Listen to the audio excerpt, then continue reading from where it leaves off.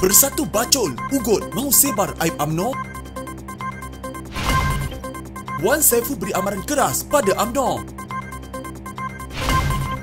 Muhyiddin ajak rakyat Johor benci UMNO. Tiba-tiba, aset Najib dibekukan. Muhyiddin sesuka hati buka sempadan tanpa persetujuan.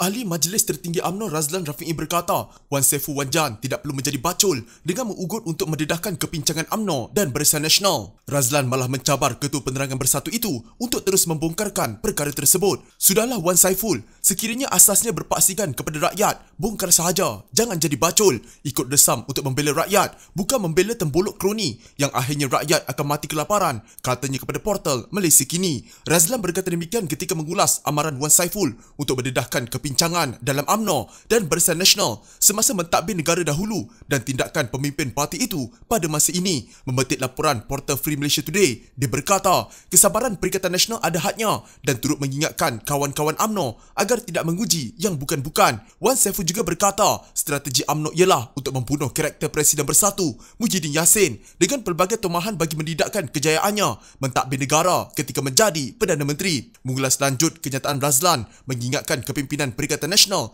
UMNO, Barisan Nasional bersuara semasa pentadbiran Muhyiddin demi rakyat. Semasa Muhyiddin menjadi Perdana Menteri, apa yang saya dan pemimpin UMNO bangkitkan ketika itu tidak lain tidak bukan semata-mata demi kepentingan rakyat. Isu yang dibangkitkan adalah menjadi bualan rakyat di media sosial dan kedai kopi. Isu-isu ini tidak akan menjadi besar sekiranya tiada asas, katanya lagi. Dia mendakwa antara masalah ketika pentadbiran Muhyiddin adalah ekonomi yang teruk, pengurusan wabak penyakit berbahaya yang lemah, kawalan pergerakan separuh masa dan pelaksanaan darurat tanpa asas. Ianya jelas untuk menjaga kedudukan Perdana Menteri yang gagal. Saya tidak nampak Wan Saiful ada modal lain selain mahu bermain emosi rakyat, katanya lagi.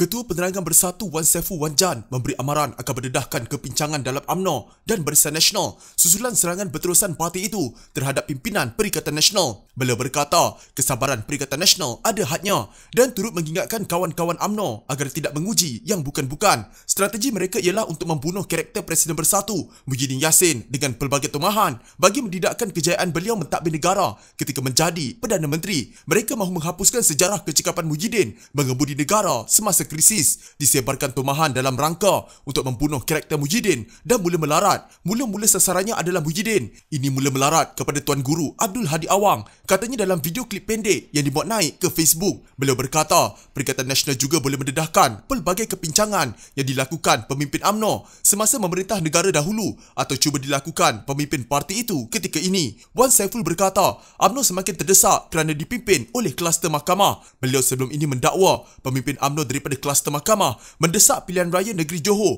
untuk kekal berkuasa dan mengalihkan perhatian daripada kes mahkamah mereka. Tuduhan itu mendapat reaksi pemimpin UMNO lain, terutama daripada rakan sejawatannya dalam parti terbabit, Syahril Hamdan, yang menyatakan PRN Johor perlu diadakan bagi menangani ketidakstabilan politik disebabkan tindakan bersatu. Pilihan Raya Negeri Johor perlu dijadikan medan untuk menolak pemimpin Barisan Nasional dan UMNO yang sudah didapati bersalah di mahkamah. Pengerusi Perikatan Nasional Tan Sri Muhyiddin Yassin berkata, pengundi juga perlu menentang pemimpin daripada parti itu yang merupakan kluster mahkamah. Menurut beliau, PRN Johor waktu terbaik menunjukkan kebencian kepada kemungkaran yang dilakukan oleh pemimpin itu di dalam parti mereka. Orang yang memimpin parti mereka itu sudah rosak dengan kemungkaran yang dilakukan. Ada dihadapkan ke mahkamah, dijatuhkan hukuman dan ini bukan boleh dipandang remeh. Dari sudut apapun nilai, ini harus ditentang dan ditolak. Ini soal guna hak mengundi sahaja. Untuk apa? Pastinya untuk kebaikan, kebajikan dan membina negara berdasarkan nilai, akhlak budi pekerti, etika dan moral. Jadi kenapa kita kena kaitkan diri kita dengan kelompok itu? Datuk Seri Najib Razak sudah dijatuhkan hukuman bersalah dan fakta merayu soal lain. Datuk Seri Ahmad Zaid Habidi kena jawab pertuduhan di mahkamah selepas mungkin terdapat kes babit beliau. Jadi ini dua pemimpin yang menderajui Barisan Nasional, katanya. Beliau berkata demikian pada sidang media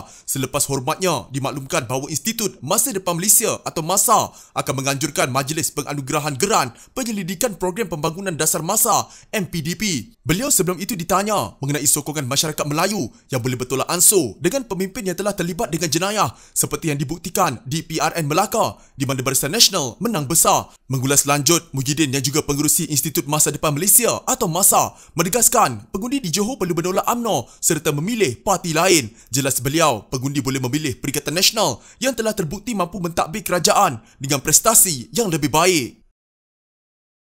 Bekas Perdana Menteri Najib Razak diperintahkan oleh Mahkamah Tinggi bahawa beliau tidak boleh mengalih, melupus, mengendali atau mengurangkan nilai asetnya di dalam negara sehingga nilai 681 juta American Dollar. Menerusi dokumen perintah diperoleh media, Najib juga tidak dibenarkan mengeluarkan wang daripada akaun bank melebihi RM100,000 sebulan bagi perbelanjaan sara hidup biasa dan perbelanjaan guaman, lapor Berita Harian. Perintah itu dikeluarkan Pesuruhjaya Kehakiman Atan Mustafa Yusof Ahmad dalam prosiding Zoom selepas membenarkan permohonan injangsi mereva sebelah pihak yang dipohon oleh One Malaysia Development Berhad atau 1MDB dan anak syarikatnya Global Diversified Investment Company Limited, sebelum ini dikenali sebagai 1MDB Global Investment Limited. Ia berkuat kuasa sementara menunggu keputusan akhir kes saman sivil 8 bilion American Dollar yang difailkan oleh 1MDB dan 4 anak syarikatnya terhadap Najib dan bekas pengurusan kanan 1MDB. Berdasarkan perintah itu juga, Najib perlu mendapatkan kebenaran bertulis daripada peguam 1MDB dan Global Diversified yang bertindak sebagai plaintiff pertama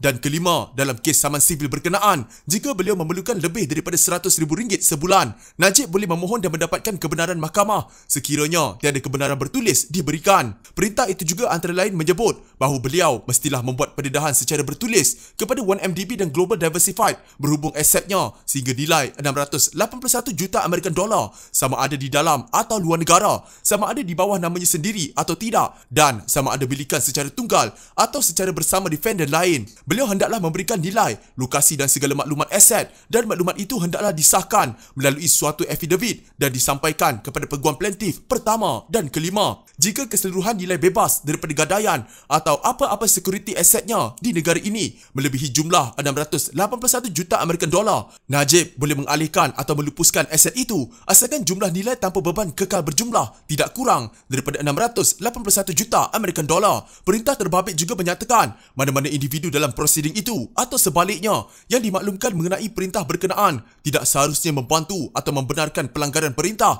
atau boleh dikenakan tindakan menghina mahkamah jika berbuat demikian. Tuntutan saman 8 bilion American Dollar itu adalah salah satu daripada 22 saman sivil yang difailkan untuk menuntut lebih 23 bilion American Dollar bagi pihak 1MDB dan bekas anak syarikatnya SRC International terhadap beberapa individu yang didakwa terbabit dalam skandal keuangan tersebut. Seorang ahli parlimen DAP mempersoalkan keputusan berhubung pembukaan semula sempadan sama ada dibuat oleh Majlis Pemulihan Negara MPN atau Kuartet Menteri. Ahli Parlimen Kulai Teo Nicing berkata demikian selepas melihat perbezaan kenyataan antara pengerusi MPN Muhyiddin Yassin dan Menteri Kanan Pertahanan Hishamuddin Hussein berhubung keputusan pembukaan semula sempadan negara pada 1 Mac. Beberapa jam setelah pengumuman ini dibuat, Hishamuddin pula mengatakan sempadan negeri hanya akan dibuka setelah selesainya perundingan antara Kementerian Kesihatan, Kementerian Pelancongan, Seni dan Budaya dan Jabatan Immigration. Hishamuddin juga berkata bahawa tarikh pembukaan yang sebelum ini dicadangkan oleh Muhyiddin hanyalah cadangan semata-mata dan apa-apa cadangan MPN perlu dibawa kepada jemaah kabinet untuk keputusan muktamad, katanya dalam kenyataan. MPN bersetuju dengan cadangan supaya Malaysia membuka sepenuhnya sempadan negara tanpa keperluan kuarantin wajib seawal 1 Mac depan. Bagaimanapun, Muhyiddin berkata pembukaan sempadan negara perlu dilaksanakan secara terancang dan berdasarkan penilaian risiko semasa. Dalam pada itu, Teo berkata kenyataan Hishamuddin seolah-olah meremehkan cadangan MPN, lebih-lebih lagi kerana ia dilaporkan dan diluaskan dalam media. Katanya tindakan itu juga memperkecil fungsi MPN yang sepatutnya mengemukakan strategi dan pemetaan keluar daripada fasa pandemik wabak penyakit berbahaya. Jadi timbul tanda tanya, adakah jemaah menteri dan MPN bekerjasama dan berkomunikasi dalam menentukan masa depan pemulihan negara atau akan terus berdolak dalik dan mengeluarkan kenyataan media yang bercanggah antara satu sama lain, katanya. Teo juga berkata, adakah lebih baik MPN dibubarkan dan memecat Muhyiddin sebagai pengerusi kerana ia hanya membazirkan duit kerajaan jika cadangan beliau hanyalah momokkan sementara. Duit kerajaan yang diperuntukkan kepada majlis tersebut boleh dijimatkan, katanya.